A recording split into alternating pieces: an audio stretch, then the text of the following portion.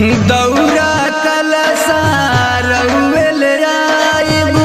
छोड़ी परदेस पिया जल्दी घर आई जल्दी गाड़ी ढाल सैया रजी बाट विशेष जल्दी गाड़ी ढाल सैया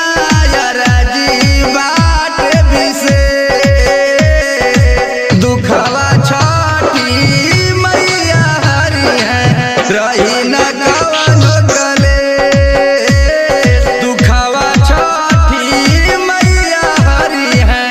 रही न कवनो कलेश राजा हो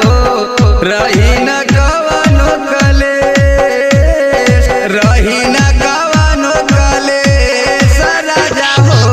प्रेम से बोला छठी मैया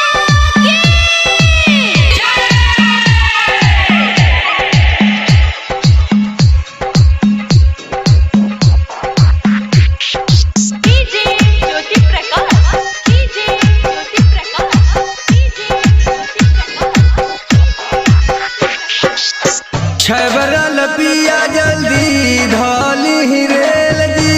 ब्रिज सदवरू बाहरे अकेल जी बाहरे अकेल जी छबरल सैया जल्दी धौली रेल जी ब्रिज सदवरू बाहरे अकेल जी राई